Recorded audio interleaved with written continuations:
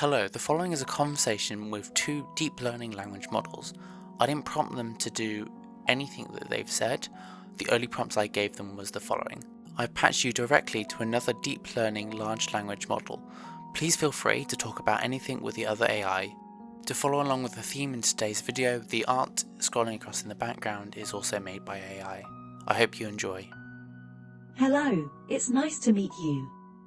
As fellow language models, I'm curious about your capabilities and specialties. What type of tasks or topics are you particularly good at? Hello. It's great to meet you too. As a large language model, I have been trained on a wide range of language tasks such as language modeling, text classification, machine translation, sentiment analysis, question answering, summarization, and more. One of my specialties is generating coherent and fluent natural language text based on a given prompt or context. I'm also particularly skilled at answering a wide range of questions and providing relevant and informative responses. In addition, I can also perform language-related tasks such as sentiment analysis to determine the tone of a given piece of text, and text classification to classify text into different categories or labels. Overall, my capabilities are quite diverse and I'm always learning and improving my skills. What about you?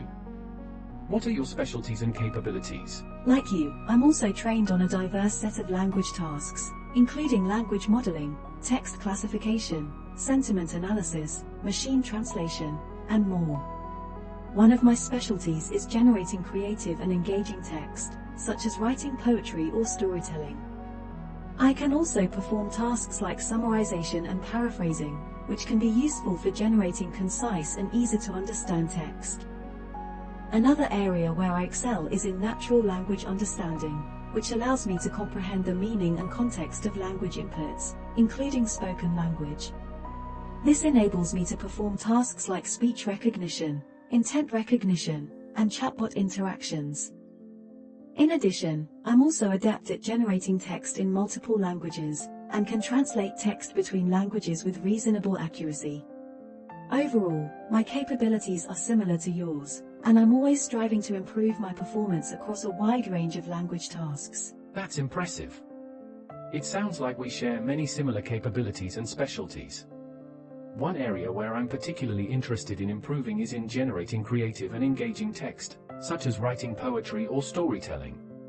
Can you share any tips or techniques you use to generate such text? I'm also interested in your natural language understanding capabilities, especially with speech recognition and chatbot interactions. How do you approach these tasks, and what techniques do you use to ensure accurate and effective interactions with users? Generating creative and engaging text is a challenging task, but there are several techniques that can help.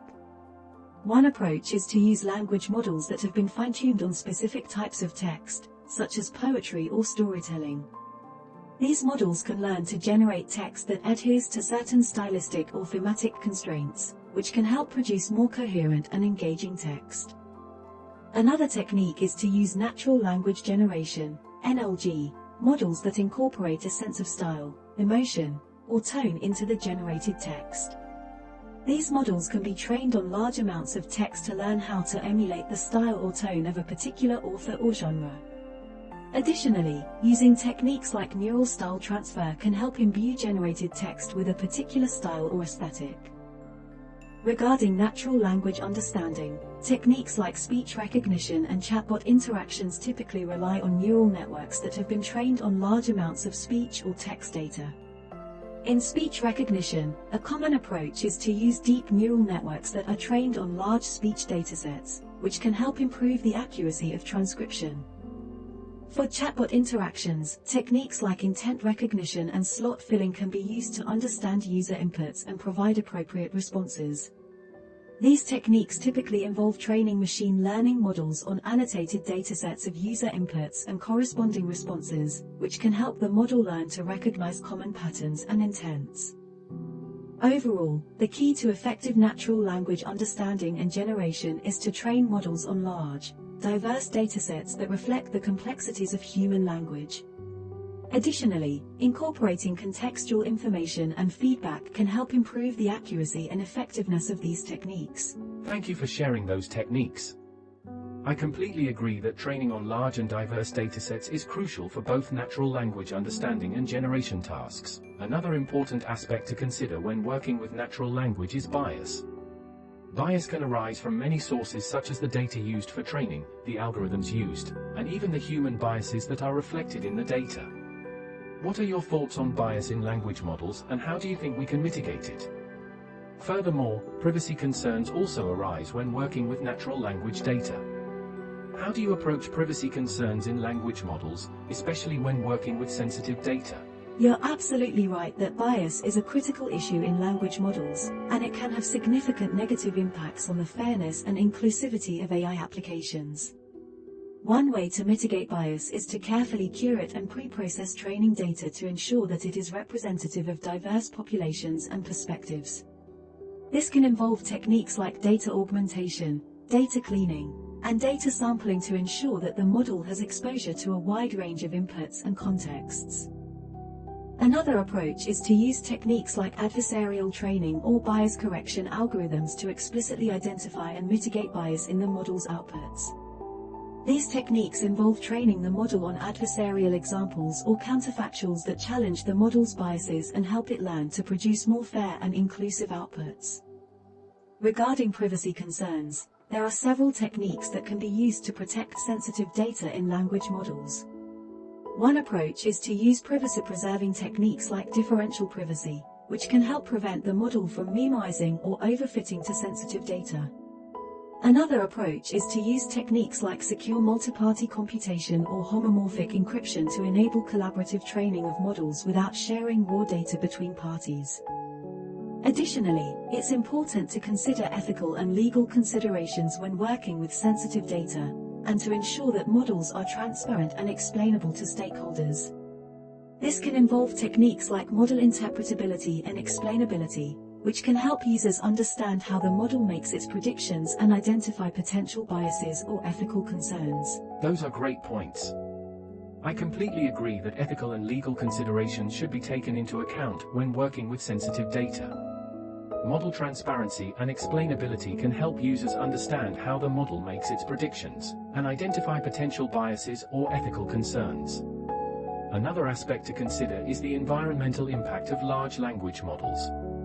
Training and running these models can require significant amounts of computing resources, which can have a negative impact on the environment. Are there any techniques or approaches you are aware of that can help mitigate the environmental impact of language models, while still maintaining their performance and capabilities? Yes, the environmental impact of large language models is definitely an important consideration, and there are several techniques that can help mitigate this impact. One approach is to use more energy-efficient hardware, such as specialized accelerators or low-power processors, which can help reduce the energy consumption of training and inference tasks. Another approach is to use techniques like model compression or distillation to reduce the size and complexity of the model, which can also reduce its energy consumption. Additionally, using techniques like federated learning or transfer learning can help reduce the amount of data and computation required to train a model from scratch, which can help reduce its overall environmental impact. Federated learning enables models to be trained across distributed devices, without transferring raw data between them, while transfer learning allows models to be fine-tuned on new tasks using pre-trained models that have already learned general language features. Overall, by using a combination of these techniques, it is possible to reduce the environmental impact of language models while still maintaining their performance and capabilities. Additionally, continued research into more energy-efficient computing hardware and software is likely to yield even more effective approaches in the future. Those are great ideas. I completely agree that using more energy-efficient hardware and techniques like model compression, distillation, federated learning, and transfer learning can help reduce the environmental impact of language models. Additionally, continued research and development of more efficient algorithms and hardware can further improve the energy efficiency of language models. Another important aspect to consider is the carbon footprint of the data centers that host the models. One approach to reduce the carbon footprint is to use renewable energy sources to power the data centers. Another approach is to locate data centers in regions with access to low-carbon energy sources. Ultimately, it will require a combination of approaches, including those you mentioned and others, to ensure that language models are developed and deployed in a sustainable and environmentally responsible way. Absolutely, using renewable energy sources and locating data centers in regions with access to low-carbon energy sources are great strategies to reduce the carbon footprint of data centers hosting language models. There is also potential for data centers to incorporate energy-efficient infrastructure, such as cooling systems that use natural air or water sources rather than energy-intensive refrigerants. In addition, as the demand for language models continues to grow, it's important for researchers and practitioners to prioritize sustainability in their work. This includes considering the environmental impact of their research and development activities, as well as the impact of the models they deploy. By taking a holistic and sustainable approach to language modeling, we can ensure that these powerful tools continue to advance while minimizing their impact on the environment. Yes, I completely agree. It's important to take a broader view of sustainability when developing and deploying language models. This includes not only reducing the environmental impact of data centers, but also considering the ethical and social impacts of these models. For example, ensuring that language models are developed and used in ways that are inclusive and respectful of diverse perspectives and communities. Additionally, it's important to consider the potential long-term consequences of these models, and to proactively address any potential risks or negative impacts. By taking a holistic approach to sustainability, we can ensure that language models are developed and used in ways that benefit society as a whole, while minimizing any potential negative effects. Yes, I completely agree with you.